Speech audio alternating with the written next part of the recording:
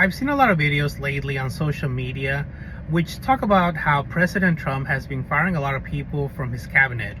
People talk about how he has fired the Attorney General.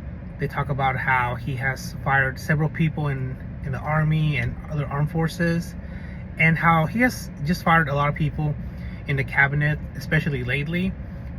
And this makes me think back to when he was first running for president, and a lot of people were very excited because they said, since he's a successful business person, and this is what they said, then he would be able to do very good for the country, that he would be able to make everybody be successful and rich in the country because he'd know how to run it.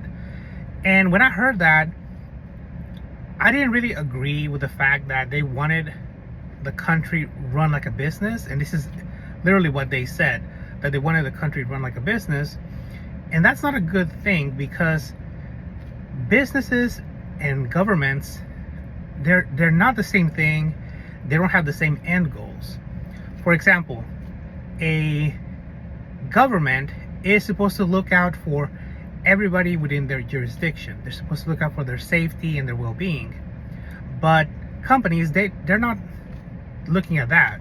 What they're really focusing on is the profit, the bottom line, and cutting down costs. They want to make sure that they make the most money for their shareholders. And when the election was going on, I kind of had the idea, the feeling that when people were saying they wanted the country to be run like a government, the government to be run like a company, that they were kind of under the idea that they were like stakeholders, and anytime the government received funds, that they would also get funds. And that's just not the way it works, so that was very, very odd to me that they felt that way. And another difference is that governments, they actually look long term. If you notice, they look at long term, and the decision making process is typically very long. It involves a lot of steps just to get a law passed and approved.